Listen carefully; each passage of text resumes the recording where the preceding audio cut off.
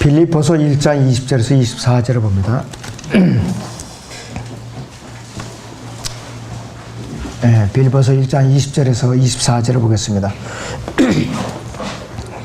나의 간절한 기대와 소망에 따라 내가 어떤 일에도 부끄러움을 당하지 아니하고 항상 그러하듯이 지금도 온전히 담대하여 살든지 죽든지 그리스도가 내 몸 안에서 늘 높임을 받으시게 하려는 것이라. 이는 내게 사는 것이 그리스도니 죽는 것도 유익함이라.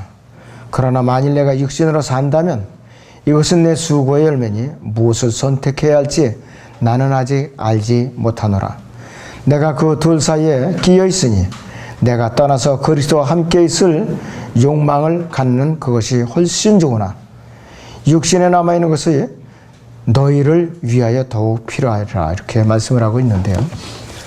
오전에 주제는 그리스도인이 세상에서 사는 목적입니다.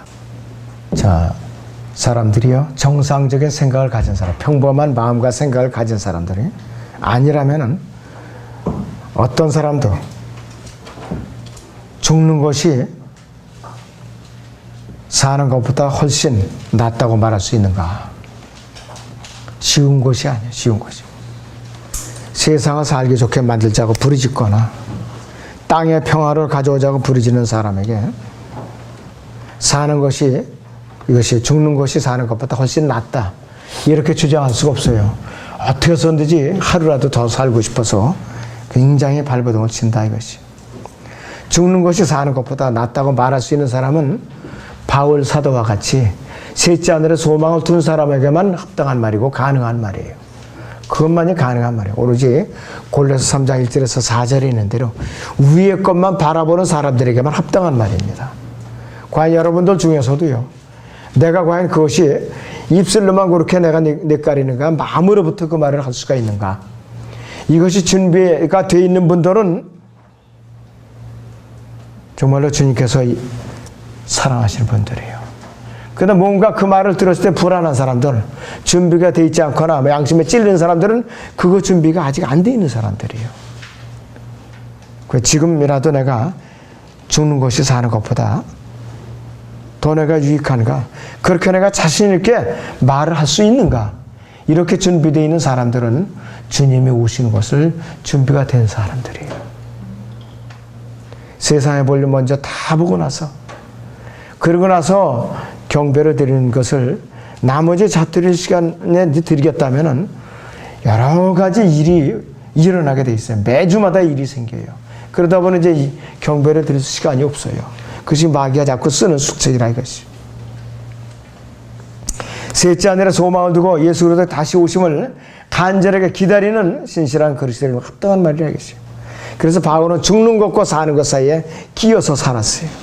만약 그가 스스로 선택할 수만 있다면 셋째 하늘의 본향으로 가서 예수님과 함께 거하는 것을 딱 붙들었을 거예요. 근데 그것을 하나님께서 허락을 해 주시질 않아요. 허락을 해 주시질 않는다 이것이.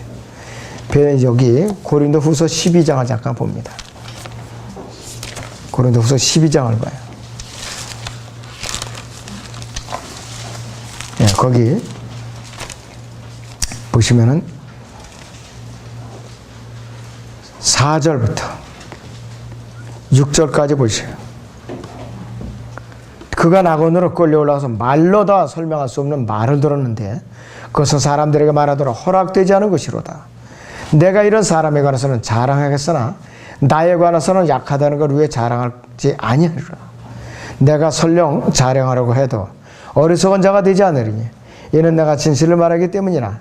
그러나 나는 어떤 사람이 나를 보는 것과 나에 관하여 들은 것 이상으로 나를 생각하지 않을까 해서 삼가하노라 그랬습니다.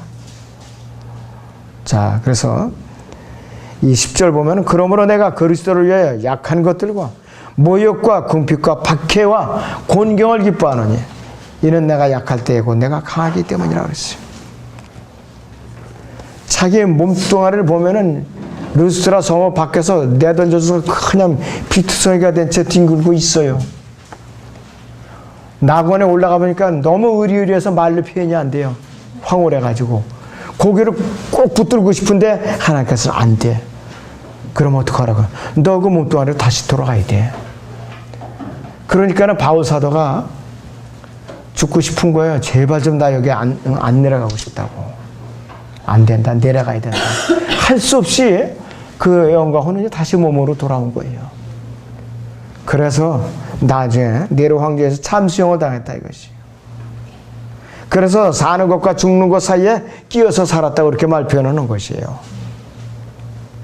마음 같아서는 당장 그냥 셋째 하늘에서 안 내려오고 싶지만은 하나님께 너에게는 과업이 있다. 왜? 어떤 과업이냐? 너 나를 위해서 나의 고난을 너의 몸에 채우기 위해서 너는 내가 부름받은 나에게 부름받은 고난의 사도라 이것이에요. 제가 만약에 그 입장이라면 제발 좀 저를 면제해달라고 하면 부르짖었을 거예요. 저 같은 경우는 믿음이 없어가지고. 네, 사도 바울은 순종을 했어요. 순종을 했다 이것이. 그래서 이 땅에 바울이 다시 남게 된 유일한 이유는 무엇인가 했어요. 그 당시에 빌립보 교회 성도들을 위해서예요. 그의 메시지와 사역이 그 빌립보 성도들에게 아주 절실하게 필요했어요. 본문 빌립보서 1장 24절을 보세요. 빌립보서 1장 24절을 봅니다. 육신에 남아있는 것이 너희를 위하여 더욱 필요하리라 그랬는데 이 빌립보 교회 성도들을 위해서 바울의 삶의 본을 고난을 받으면서 고난에 동참하면서 어떻게 견뎌내는가 그거를 보여주기 위해서 이 죽는 것과 사는 것 사이에 끼어 있으면서 하나님께서 예수님께서 허락을 하지 않고 너는 땅에 남아서 그 본을 보여주라 이것이에요. 그래서 남아있게 된 것이에요. 그래서 바울 사도는 갈라디아서 2장 20절에서 내가 그리스도와 함께 십자가에 못 박혀 있으나 그랬어요. 그럼에도 나는 살아있노라 이렇게 고백을 하고 있어요. 수요 성경 공부 기도의 시간에 내가 강의를 했던 내용이지만 I am crucified라고 현재 수동태로 되어 있거든요. 갈라디아서 6장 14절에 내가 세상이 나에게 십자가 먹고 나도 세상에 대해 그러하니라 그랬어요. 똑같아요 시제가. 똑같아요. 그런데 성경을 변개시킨 사람들 여기서 뭐라고 바꿔놨냐. I have been crucified라고 현재완료 시제를 했어요. 그래서 이 갈보리 십자가 사건이 과거 역사적인 사건으로 끝났다 이렇게. 그 과거의 그 역사적인 사건은 현재의 그리스도인에게 효력을 미치지 못해요. 내가 못 박혀서 그대로 유지돼야만 효력을 계속 발생할 수 있는 거라 이것이에요. 그것이 굉장히 중요한 것이죠. 너무나도 중요한 거죠. 그래서 이 사람의 구원받은 성도들은 겉사람은 매일같이 썩어요.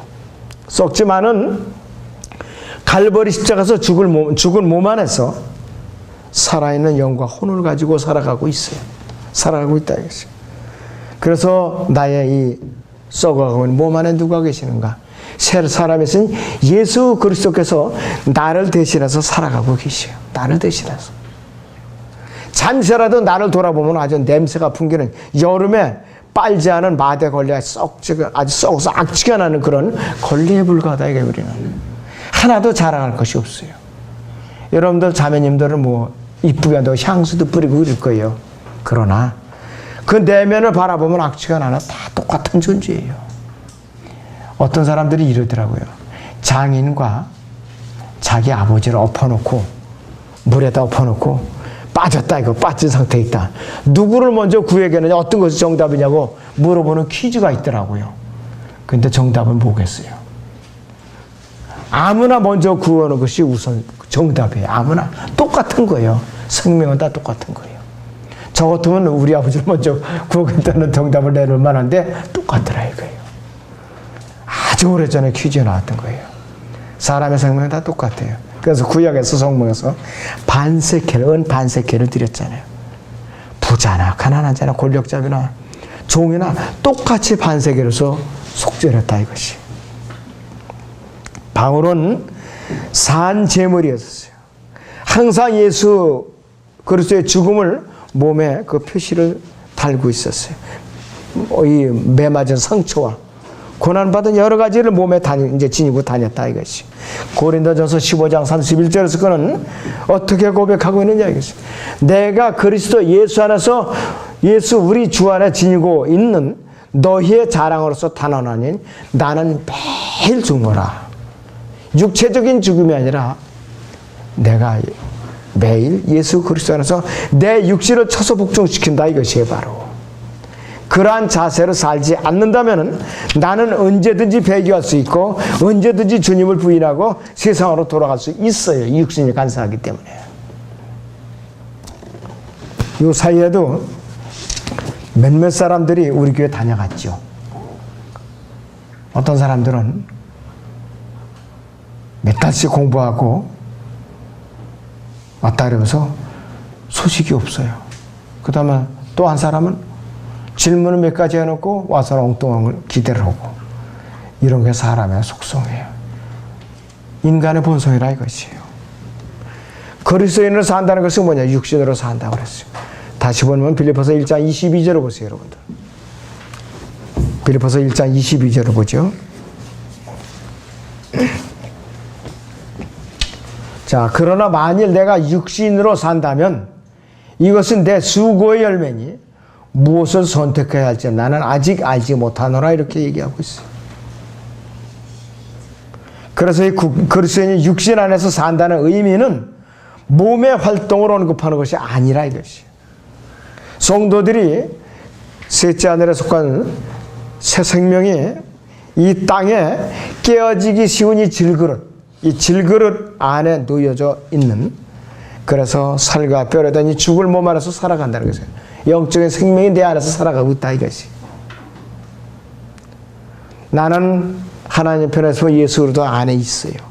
주님과 함께 이제 장사되어서 함께 못 박혀서 이미 죽어 있는 상태라 이것이죠. 부활하신 주님이 내 안에 계시는 거예요. 부활하신 주님. 성령으로 계신다 이것이. 믿음으로 분명히 그분을 영접한 사실이 있잖아요. 그리고 계속해서 나는 행함이 아니라 믿음으로 사는 것이라 이것이. 그래서 구원을 받고 나서도 계속해서 행위로서 발버둥을 치는 사람들이 있으니까 그것이 문제가 되더라고요. 그리스도인으로 산다는 것은, 왜 그럼 우리가 이 땅에서 그리스도인으로 사는가? 다른 지체들을 섬기기 위해서 사는 거예요. 다른 지체들을. 본문 빌립보서 1장 20절을 봅니다. 1장 20절을 보세요. 나의 간절한 기대와 소망에 따라 내가 어떤 일에도 부끄러움을 당하지 아니하고 항상 그러하듯이 지금도 온전히 담대하여 살든지 죽든지 그리스도가 내 몸 안에서 늘 높임을 받으시게 하려는 것이라 그랬어요. 주님을 높이는 것은 물론이거니와 우리는 다른 지체들을 섬기기 위해서 사는 것이라 이것이. 하나님께서 인간을 창조하신 목적 자체가 섬김을 받기 위해서 우리가 지음을 받은 것이에요. 예수 그리스도께서 이 땅에 오신 목적도 섬김을 받으려고 오신 것이 아니라 섬기려고 오셨다고 그랬어요. 마가복음 10장 45절에 있는 대로 그랬어요. 인자도 섬김을 받으러 온 것이 아니라 섬기러 왔고 또 많은 사람을 위해 자기 생명을 몸값으로 주려고 온 것이라고 이렇게 말씀을 하고 있어요. 하나님께서 우리를 구원하신 목적 자체도 그분께서 우리에게 찬양과 또 경배와 섬김을 받기 위해서 우리를 갖다가 구원하신 거예요. 그런데 이 목적을 내팽개치고 세상으로 나가서 딴전을 부리고 산다면은 하나님을 매일같이 대적하는 사람이에요. 하나님을 대적하는 사람이에요. 그 사람은 섬기는 데 불참하고 또 경배하는 데도 이제 동참하지 않고 찬양을 드리는 데 소홀히 한다면 그 사람은 매일같이 하나님을 정면으로 대적하는 사람이라 이것이에요.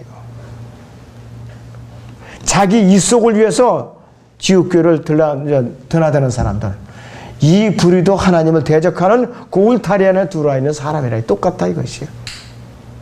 자기 이익을 위해서 드나드는 사람들. 이스라엘 민족은요, 제사장 국가로 부름을 받은 국가예요. 민족이에요. 하나님을 섬기는 특권을 받은 민족임에도 불구하고 하나님을 버리고 우상을 섬긴 결과로서 하나님께 불순종해서 섬김의 특권을 지금까지 잃어버리고 있어요. 언제까지? 대환란 끝까지.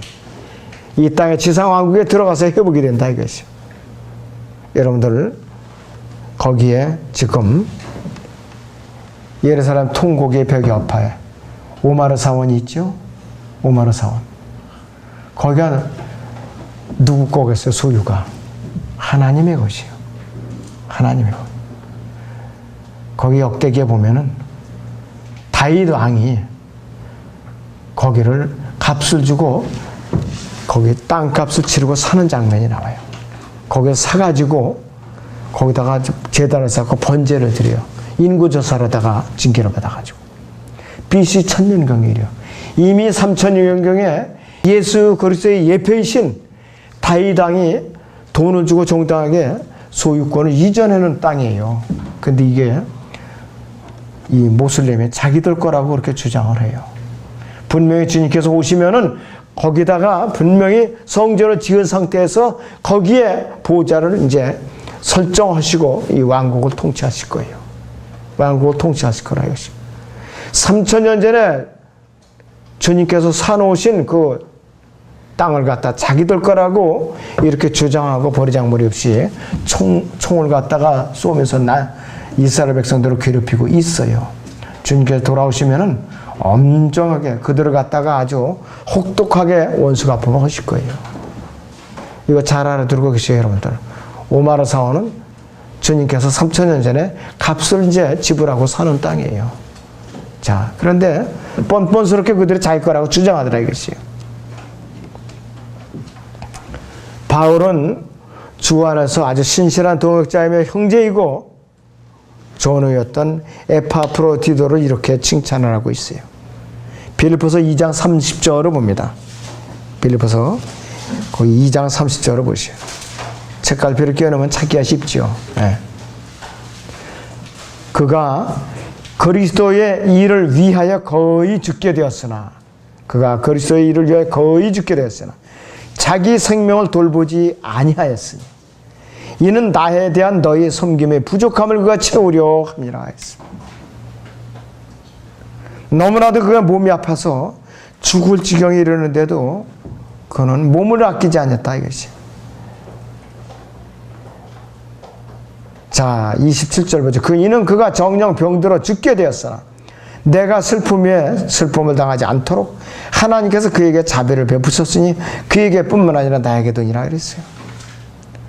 몸을 도사리지를 않았어요. 뭐 어디가 아프고 뭐 어디가 찌푸렸다는데 교회에서 뭐를 부탁하면은 몸이 아프다고 핑계부터 대고 발뺌하면은 더 아프고 말아요. 결국은 그 몸이 더 아프고 말아요. 적극적으로 나서 열심히 섬기면은 그 몸까지 회복시켜줘요. 주님께서 회복시켜 주신다 이거예요. 바로 적극적으로 섬김에 나서는 여러분이 되시기 바랍니다. 자, 구원을 우리는 받은 존재들이에요. 그래서 우리는 서로 섬기는 곳으로 부름을 받았는데 거기 어디냐? 지옥계로 부름을 받은 거예요. 여러분들이 지옥계로.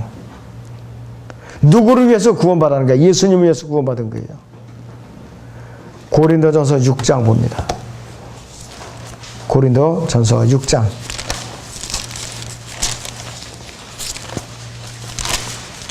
19절 20절을 봅니다.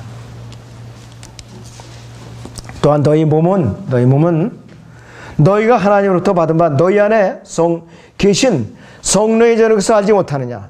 너희는 너희 자신의 것이 아니라 너희는 값을 치르고 산 것이니 그러므로 하나님의 것은 너희 몸과 너희 영으로 하나님께 영광을 돌리라 그랬는데 불구하고 불순종하고 딴전을 부리고 있다면 하나님을 대적하는 생활을 하는 사람이에요. 그리스도인으로 산다는 것은 무엇이냐? 주님을 위해서 열매를 맺기 위해서 사는 것이에요. 우리가 주님을 위해서 열매를 맺기 위해서. 자, 요한복음 15장을 이제 보겠습니다. 15장 5절에서 8절을 보세요, 여러분들. 요한복음 15장 5절에서 8절을 보지요. 나는 포도나무여 그랬습니다. 너희는 그 가지들이라 했어. 그가 내 안에 내가 그 안에 거하면 그 사람은 많은 열매를 맺느니라. 이는 나를 떠나서는 너희가 아무것도 할 수 없기 때문이라. 내 안에 거하지 아니하는 사람은 그 가지처럼 버려져 말라버리느니라. 그러면 사람들이 그것들을 거두어 불 속에 던질 것이요 그것들은 타버릴 것이라. 너희가 내 안에 거하고 내 말들이 너희 안에 거하면 너희가 원하는 것을 무엇이나 구하라. 그러면 너희에게 이루어지리라. 너희가 많은 열매를 맺는 이 일로 내가 아버지께서 영화롭게 되실 것이요 너희는 내 제자들이 되리라. 이렇게 조건을 달고 있어요. 하나님께서. 엄격한 조건을 달고 있어요.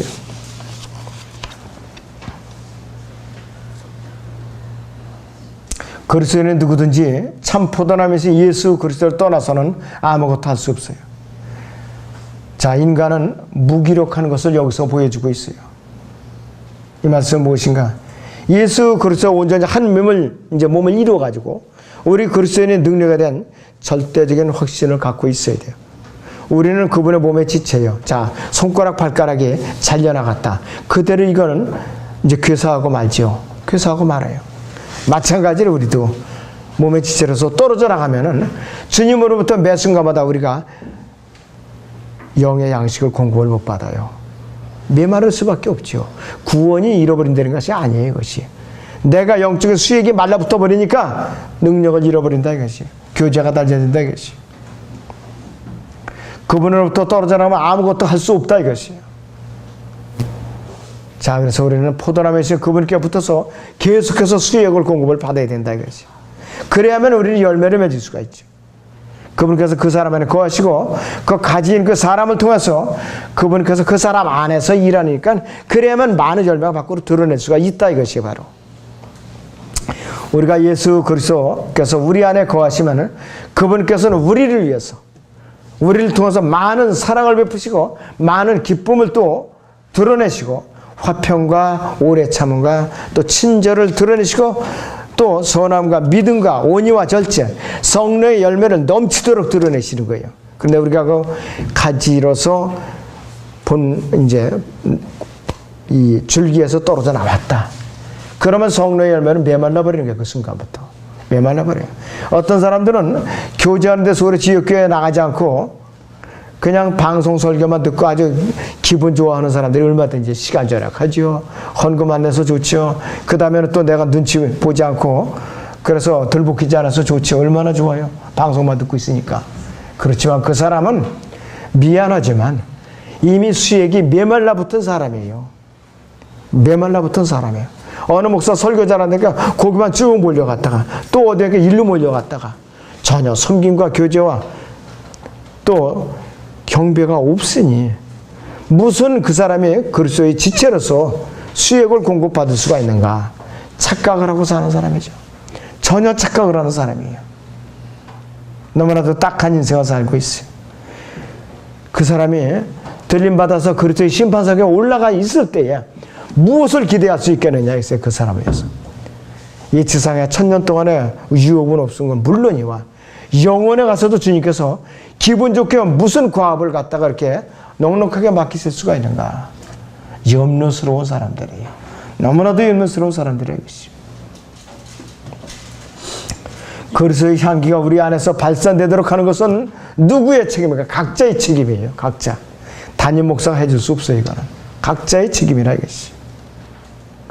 그래서 나 자신의 힘과 능력에 한계가 정해져 있죠.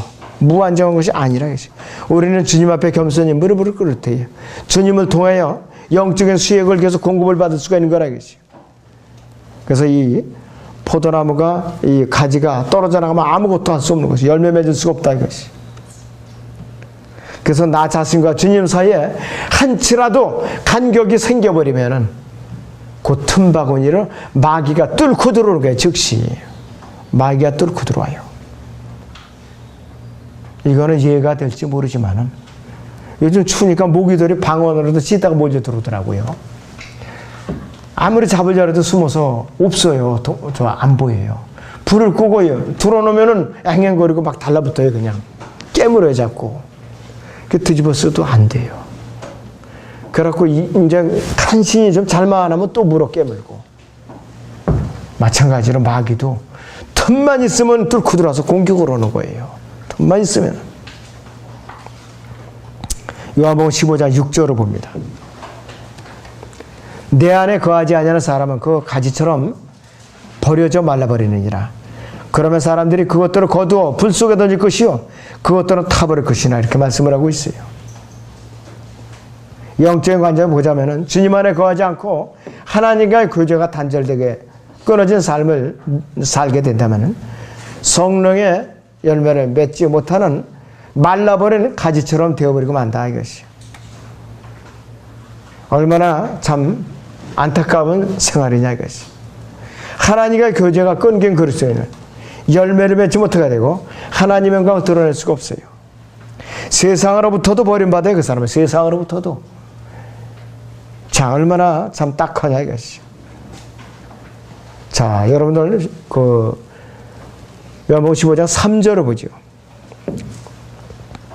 이제 너희는 내가 너에게 일러준 말을 통하여 깨끗해졌느니라 했습니다. 말씀의 물로 계속해서 깨끗하게 씻어야 되는데 사람들이 게을리하고 있어요. 자백을 안 하고 하나님의 관계가 흐리멍텅한 상태에서 관계가 올바로 이루어질 수 있는 소통이 안 된다 이것이에요. 자, 거기 요한복음 15장 7절 보세요. 너희가 내 안에 거하고 내 말들이 너희 안에 거하면 그랬어요. 너희가 원하는 것은 무엇이나 구하라. 그러면 너희에게 이루어지리라 그랬어요. 자, 요한복음 15장 4절에서 5절은 주님과의 교제를 유지하도록 권면하고 있는 말씀이에요. 그 다음에 6절에서는 교제가 단절되었을 때 결과가 어떻게 되는가 메말라 버린다고 나와 있어요. 7절에서는 뭐냐 이것이에요. 주님과의 교제가 온전히 유지되면은 너희가 원하는 것은 무엇이나 구하라. 그리하면 너희에게 이루어지리라. 이렇게 격려하고 있는 것이에요. 주님께서 기도 응답을 해주시는 조건이 철저합니다. 너희가 내 안에 거하고 내 말들이 너희 안에 거하면 철저한 조건을 붙여놓으셨어요. 이 두 가지 조건이 갖추어지지 않으면 어떻게 되느냐? 기도 응답이 이루어질 수가 없습니다. 여러분들 무턱대고 기도만 한다고 이루어지는 거 아니에요. 이 두 가지 조건 여러분들이 머릿속에 딱 심어 놓으셔야 돼요. 자, 글자 그대로 주님과 그분의 말씀을 내 안에 거하지 않으면 문자 그대로 나의 삶을 주관하지 않으시다. 제껴놓는다 이것이 제껴놓는다고. 그리고 여러분 안에 아무것도 남아있지 않고 예수 그리스도 그분의 말씀이 내 안에 없다. 빈 껍데기라 이것이에요.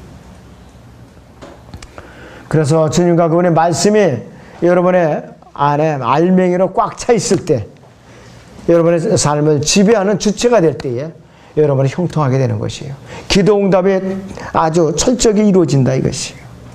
무엇이나 구하는 거예요. 그때서야. 그래야 철저하게 기도 응답을 받고 열매를 풍성하게 거둔다 이것이에요. 바로 8절을 봅니다. 너희가 많은 열매를 맺는 이 일로 내 아버지께서 영화롭게 되실 것이요. 너희는 내 제자들이라고 그랬어요. 조건이 붙었어요. 보통 그리스도인의 제자들이라고 그랬어요. 제자들. 예수님께서는 언제나 먼저 생각하시고 최우선적으로 삼으셨던 것이 뭐냐? 하나님의 영광을 먼저 생각하신 거예요.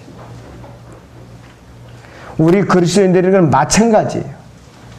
주님께서는 우리가 많은 열매를 맺는 일로 하나님께 영광을 드리도록 간절히 바라고 원하시고 그래서 우리에게 내 안에 거하라고 계속 누누이 강조하고 계세요. 그러면서 많은 열매를 맺으라고 강조하고 계세요. 아버지께서 영광롭게 되시도록 하는 데 목적이 있는데 뭐냐? 많은 열매로 아버지께서 영광롭게 되시는 것은 그 열매가 사람의 노력과 능력으로 생긴 것이 아니라 예수님께서 우리 안에 들어오셔서 맺어놓으신 열매예요. 바로 내가 맺은 열매가 아니에요. 절대로. 빌립보서 1장 11절 보죠. 빌립보서 1장 11절 봅니다. 여러분. 예수 그리스도를 통하여 그랬습니다. 예수 그리스도를 통하여 얻는 의의 열매들로 가득 차서 하나님께 영광과 찬양이 되기를 바라노라 그랬습니다. 이 바울 사도가 권면하는 의미를 깊이 새겨요.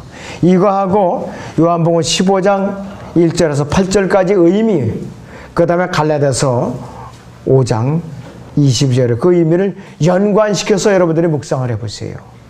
많은 양식을 구할 수가 있어요. 여러분들이. 자, 마지막으로 성경적인 그리스도인의 자격은 뭐냐? 누가 그리스도인인가 그러면은 아무나 그리스도인이 아니에요.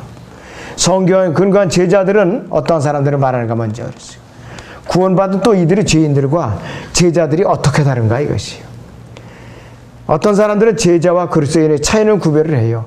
그러면서도 이 그리스도인이 어떤 사람을 말하는 것인지 모르고 있어요. 무조건 구원받으면 다 그리스도인 아니에요, 여러분들. 구원받은 죄인이에요, 그냥. 무서운 말이에요, 이거 지금 내뱉는 말이. 자, 그래서 구원받은 사람들이 두 가지 부류를 나눠요. 구원받은 죄인들로 분류되고, 잃어버린 죄인들이고, 다른 부류는 이 세상에 사는 사람 중에는 구원받은 죄인들과 구원받지 않은 잃어버린 죄인들 두 가지로 분류가 돼요. 그런데 이 구원받은 죄인들 중에서 안티옥 교회에서 제자들이라고 불린 사람들이 있어요. 이 사람들이 진짜 그리스도인이에요. 이 사람들이. 아무나 그리스도인이 아니에요. 사도행전 11장 26절 봅니다. 사도행전 11장 26절 보세요.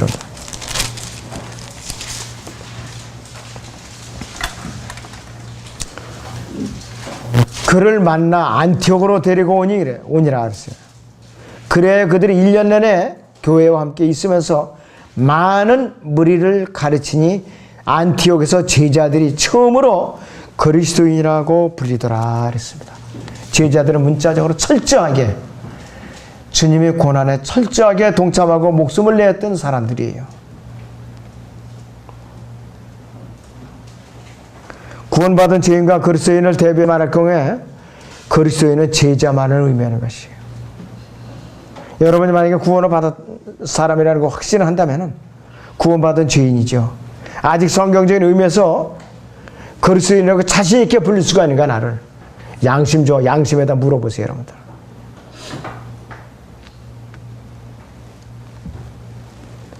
예수님께서는요, 아무에게나 제자라고 말씀하신 적이 없어요, 성경에서. 아무에게나.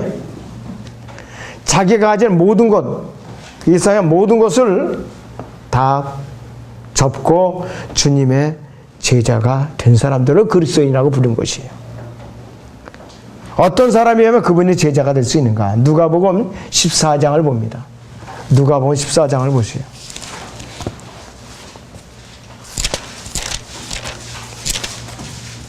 26절에서 27절을 봅니다.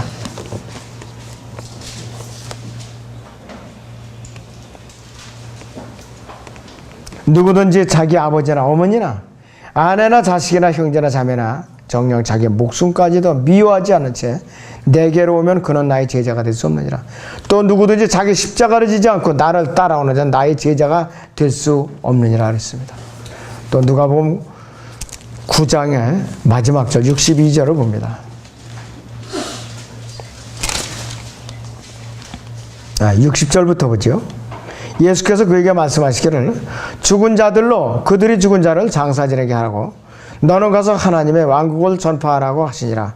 또 다른 사람도 말씀드리기를 주여 내가 주를 따르겠나이다. 그러나 먼저 내 집에 있는 가족에게 작별을 구하게 하여 주소서라고 하니 예수께서 그에게 말씀하시기를 손에 쟁기를 잡고 뒤를 돌아보는 자는 하나님의 왕국에 적합하지 아니하노라. 이렇게 딱 잘라 말하고 있어요. 예수 그리스도의 제자가 되는 절대적인 조건은 뭐냐? 절대적인 순종이에요. 그분의 말씀에. 그래서 요한복음 다시 봅니다. 15장 14절을 보세요. 결론을 내리겠습니다. 요한복음 15장 14절 보세요. 내가 명령한 대로 너희가 행하면 너희는 나의 친구들이라. 내가 이렇게 명령하다 다 행하면 너희는 나의 친구들이라 그랬어요. 오직 그분의 제자가 되려면 순종이라는 값비싼 대가를 치르지 않으면 그분의 제자가 될 수 없어요. 주님께서 인정하는 진짜 그리스도인이 아니라 이 말씀이에요. 여러분들은 오해하면 안 돼요. 착각하면 안 돼요. 무조건 영접한다고 다 그리스도인. 그런데 왜 주님을 영접해서 그분이 말씀대로 순종하지? 그 딴짓을 하고 돌아다니냐 이것이에요. 교회 방문했다가 자기 개인적인 마음에 안 드는 거 이 속에 안 맞으면 등 돌리고 언제든지 가버리고 그건 그리스도인이 아니죠. 그리스도인이 아니에요. 여러분들 이거 오해하면 큰일 납니다. 정확하게 알고 정확하게 새겨들어야 돼요. 그래서 내가 지금까지 그리스도인이라고 말로 하면서 합당한 처시를 하면서 주님께 순종하면서 내가 이렇게 살고 있는가 이것이에요. 깊이 우리가 각성을 하고 숙고해야 될 문제.